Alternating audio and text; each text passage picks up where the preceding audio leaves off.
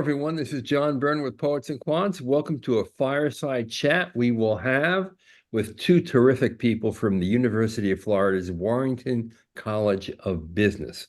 We're calling this 5 Things a Day in the Swamp, and we're not going to talk about alligators or crocodiles. Although I have to tell you that I once took a canoe trip through the Everglades and met quite a few of those creatures. So let me introduce to you two great people, Naz Erengek, who is the Director of Admissions at Warrington, and John Greasley, who is the Associate Dean and Executive Director of the University of Florida's MBA. And when I say MBA, I mean MBA programs, plural, because as you'll find out, there are a tremendous number of options and flexibility that the University of Florida offers MBA students. So let's start with thing number 1, which is preparing the workforce for tomorrow. John, how do you do that? Absolutely. One of the things that we like to think about right now is what does the job of the future look like? And I think that we can all agree that there's a lot of change happening. AI is disrupting economic trends that have held for hundreds of years, perhaps, are disrupting. So we're not quite sure that we can say anything with certainty. And so when we think about an MBA, we're really thinking about a critical thinking experience that empowers students to really have the skills to make the decisions that they're going to confront, some of which will absolutely be conversations about uncertainty and making the best possible decision. And so we like to highlight that across our broad curriculum, whether that's the core concepts in business, accounting, finance, operations management, statistics, et cetera. If it's some of the elective courses that you'll find in any one of those programs that you talked about in the intro, we're definitely looking at giving students the academic concepts and the basic understanding of what it takes to be a good organizational leader and critical thinker. But we also like to go beyond that. So how do we equip them with skills for human capital management? How do we make sure that they can lead themselves? How do we make sure that they can lead their workforce? We've really invested a lot in well-being and performance, and that's one of those things that we think differentiates us from some of the programs out there, because it's not enough to just get an MBA. You've got to make those hard decisions, but you got to take care of your resources too. And historically, business has focused a lot on finance. Obviously, that's the pathway to success from an economical standpoint. But if you take all this time to find great people, you bring them in, you train them up, and then you can't figure out how to keep them around or utilize them, all the external pressures that they face. So we're really focusing on things on like personal resilience, performance. How do you manage up? How do you navigate institutional politics? What do you do with data, which is more of an academic skill set, but at the same time, it's one of those things that really people have to decide is too much, how much data is enough, how much is too much, how do we avoid analysis paralysis. And so really our perspective is, how are we preparing students through our curricular experience, through our experiential learning opportunities, through our co-curricular activities, to really feel like they're ready for an evolving work environment and for a workforce that they're going to confront when they roll out there. And we think we've done that with a good intentionality to prepare students going forward. I kind of think the difference between people who are lacking the tools for the future and those who have the tools is you have a bunch of people who will follow or just simply surf the wave, go with the current. And then there are people who are going to be leaders and are going to be ahead of the current and in more control. And these are the people who know about the implications of artificial intelligence and how it's going to change the way we live and work. These are people who know how to wade through massive amounts of data and basically funnel it and sift it for real decision-making power. And these are people who can work more collaboratively with other people, no matter where they are, no matter where they're from. And that's all part of preparing students for the future. And clearly, this is a key part of your program. Now, Naz, thing 2, being in the right place at the right time. Talk about that.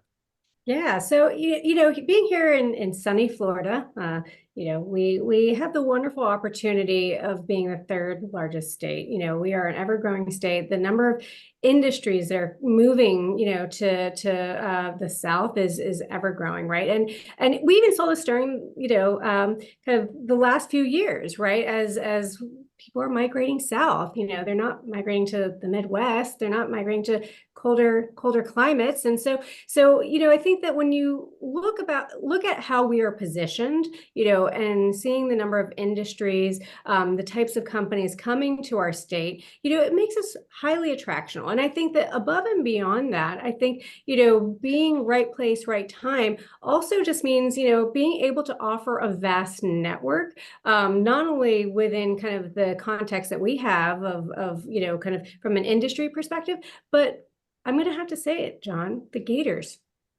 And I'm not just talking about, the reptiles, but the number of students that are electing because of the ever-growing nature of, the industry represented here. We see a lot of our students, current students and alums flourishing here. And so we have a vast alumni base, represented here in the Southeast. I mean, of course, we're, gators are globally, everywhere, right? But I think specifically here in the state of Florida, recognizing that there's a lot of migratory patterns happening. We are a third largest state, lots of industry, lots of vibrancy, lots of sunshine.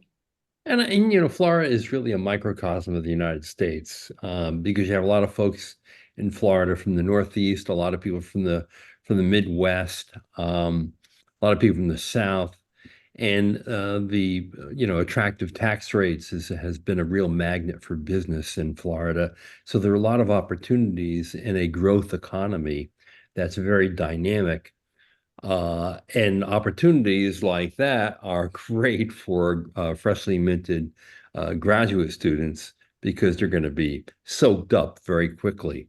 Now, the other part of, I think, which we always talk about, but I think it's important to emphasize, is thing 3, which is your customized approach to the MBA. Who wants to take that? Because you have more options here than most schools, and may very well have more options than any school in the world when it comes to getting an MBA degree. Let's go through them.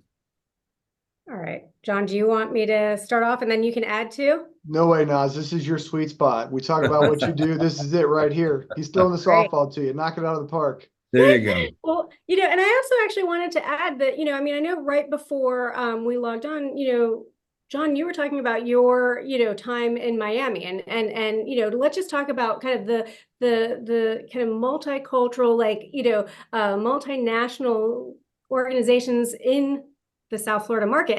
And so when we think about also the number of programs and the intentionality of the UF MBA program with all of the formats that we have to offer, it would be remiss if I didn't talk about the fact that we also offer a program in South Florida, near Fort Lauderdale.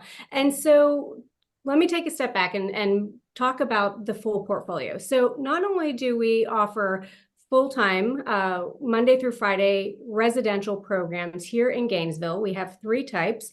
We also offer a wide variety, if you will, of professional MBA options, both in the online and weekend-based formats. And so if you're looking to, do a fully immersive, fully residential program, we offer our full-time 2-year program. And then we are a unique institution that also offers some 1-year programs. So if you're looking to maximize your return on investment and you don't necessarily need the time to spend 2 years here in Gainesville, Florida in the swamp, and you want to, get in and get out, get back, return to the workforce, maximize your ROI, then we also have a 1-year all majors program. Basically come here, spend 1 full year with all the curriculum. Great. We also have an accelerated business majors program. So if you already have a business degree within the last 7 years, you don't have to repeat any of the business core. And so these are our 3 full-time, and I didn't go into too much detail about our full-time 2-year format, largely because that's a pretty traditional offering at most institutions. Right. You start in the fall, you do an internship between year 1 and year 2, and then, hopefully it follows kind of the path of a normal, what we think historical graduate degree. But, let's assume you don't want to move to Gainesville, or you don't want to quit your job, or you have a family, you have various obligations, then we recognize that with the busy working professional and the ever-growing workforce, and especially as this notion of part-time education, online education continues to grow, we have continued to see growth in our part-time and what we call our professional options. So we offer an executive MBA program here in Gainesville that meets every once every third weekend. We offer our professional MBA in South Florida program. Same faculty, just go down there every third weekend for live lectures. We have some weekend-based programs that are designed for individuals that maybe don't have the experience of a typical executive MBA candidate, and then we have our online formats. And I'll tell you, John, that we have been delivering our online program since 1999. And so we were a pioneer institution in offering an online program. So whether you want to come to Florida or not, we have fantastic options for you. And I think that when you look at this broad portfolio, the important thing to remember is it's the same faculty, same AACSB accreditation, same degree across all program formats. So it's just, there's nuances, of course, in a 1-year versus a 2-year program, frequency for coming to Gainesville, how you're watching your lectures, but at the end of the day, the programs itself are all set up to be able to serve at any given time about 900 enrolled students. So we are a rather large program holistically, but each cohort is small by design. And so, and that's intentionally done so that each and every student can still get that swamp experience, whether it's virtual or in person or in South Florida. So what you've done is you've eliminated every excuse someone could have for not doing an MBA, right? So one excuse might be, okay, I don't want to give up 2 years of income and go to a full traditional MBA program. Another might be, okay, I don't want to travel. I want to keep my job and keep my income. And then you could do the online, you can do a part-time or an executive MBA. Or, hey, I want a sense of what a program is all about and get all the learning, but I don't want to do it in 2 years. I want to do it in 1 because it's a little more economical. And I'm a fast learner, so then I can do it in the 1-year program. And if I have, in fact, a business undergraduate degree, I can skip a lot of the basic courses because, after all, I've already had them. And I can even shorten and tighten it up a little bit more in your 1-year MBA program for those who have been business majors. So that's a lot of options to have. Now let's talk a little bit about the MBA community, because now, as one of the things you talked about is that while you're a large graduate program, these individual programs are rather small and intimate. Yeah. And actually, John, do you want to talk about that? Sure, I'd be happy to. I was going to say, I think this is really a two-pronged approach here when we talk about community. You mentioned all of those things that people consider when they're thinking about getting an MBA, John. And if you think about how those external pressures can push on you when you actually do make that choice to choose an MBA, there's a lot to balance, whether you're in an online program or a full-time program. And so having a community to support you is incredibly valuable to success and probably one of the most important determinants, which is why we see so many MBA programs that are large and flourishing. And we definitely see that here, but as you mentioned, we distill it down to individual groups. So you may see some programs that have larger total enrollments, but let's not kid ourselves. They're doing those things in smaller working groups. The class sizes are broken down overall. That's a big number. We're just a little more transparent about the fact that we've got 13, 14 different small groups running at any one given time to give you that larger networking effect of an MBA. But you get the small cohort that understands what you're going through on a day-to-day basis from a format standpoint. You get affinity groups. You can definitely see those things come together to find that support to make sure that you have what you need and you don't find yourself over exerted or stretched trying to pull this off. So that's one way that the community is important. The other one is we talk about the networking value. Naz mentioned the size of the community, but we've definitely got a lot going on here at the Warrington College of Business, the flagship institution in the 3rd largest state. We talked about all those things. The numbers jump off the page at you. 4,500 undergraduate students going at any given time, about 1,800 graduate students across our MBA and specialized master's portfolio from accounting and beyond. And that's really where we see that vast and impressive network that you get at a place like the University of Florida. 12,500 UFMBA alum out there in the world, about 87,000 Warrington graduates, and then 500,000 University of Florida alums out there. You get a really powerful alumni community who, as Nas has just demonstrated, loves to do the chomp, loves to show that affinity. And it's a great way to start a conversation when you're talking about what's the value of going to UF. And that's part of it for sure. You're not going to find that at some of these smaller schools that have nice, good experiences, but they aren't producing the alumni in the college level or at the university level to create that networking effect. And so we're really proud of the size and the scale and the scope of the UF community, of the Warrington community, and especially of the MBA community. And we think that's a big reason why you should choose to come and see us and spend a day in the swamp, or a year or two, depending on the format. John, well said. Now, obviously the large number of graduate students overall across the programs and your undergraduate population allows for a lot of affinity groups. And I wonder if you can spend a little time on, the range of them, because this is where you find your tribe, you find like-minded people who are pursuing similar interests and passions, and who may often want to do exactly what you want to do with your professional life. So we've got a couple of graduate student affinity groups, largely driven by our full-time cohort because they're here, they're thinking about it. So the MBA Association is really kind of like our umbrella student organization. I know a lot of other schools have those. It's a great way for the students to have some self-governance, some direction in what they're doing. We're talking about the finance club, the public speaking club, the consulting club, some of the discipline-related ones. We also see sort of, let's call them hobbies or sort of special interest groups. With a small group that turns over every year or two, we get a lot of influx of new ideas. We've had cooking clubs over the years. We've had golf clubs, which is a big part of the University of Florida. I mean that is the sense of a club that golfs, not like actual physical golf clubs.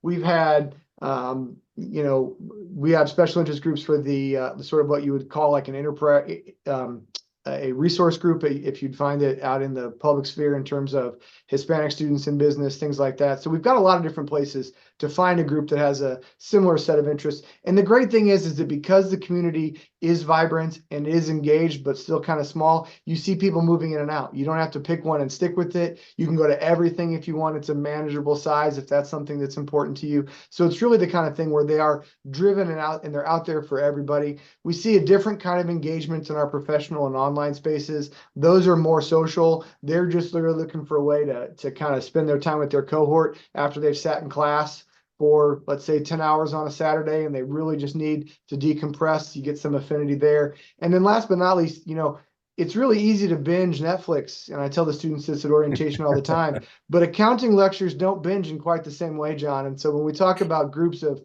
online students, they're really finding that same experience of, I've now sat through my third lecture on assets, and I'm not sure if I can go any further. And you've got that online group that's there to help you understand it and to move forward together. Yeah, great points.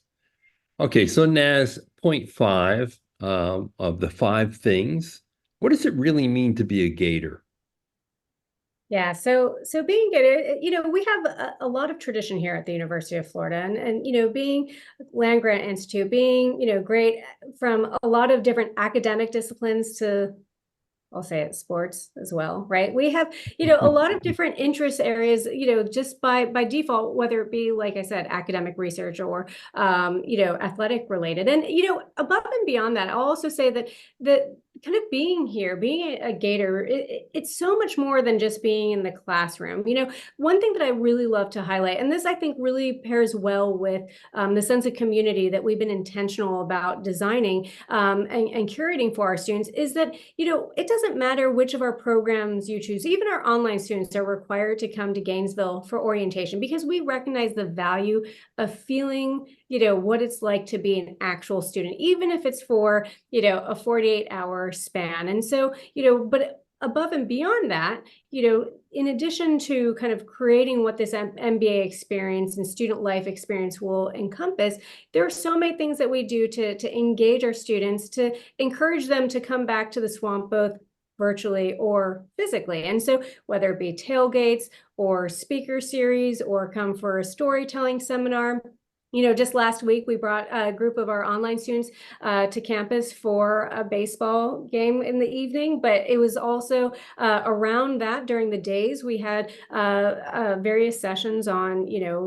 resume building to creating resiliency, and especially from our well-being director, and focusing on some of those, not only technical skills, but also, the skills that help John's point, build those leaders. So those are things that we encourage students to be able to remember, that this is what the swamp was able to provide them. And so, there's a lot of fun. There's a lot of, working on oneself personally and professionally and academically. But I think that at the end of the day, recognizing that there's never a dull moment, whether you're here in the swamp or beyond, to be a Gator and to really, showcase the fact that our students, especially our MBA students, we know that they can be phenomenal business leaders, and we hope that they continue to represent, the brand, the Warrington brand, and the Gator brand for, years to come.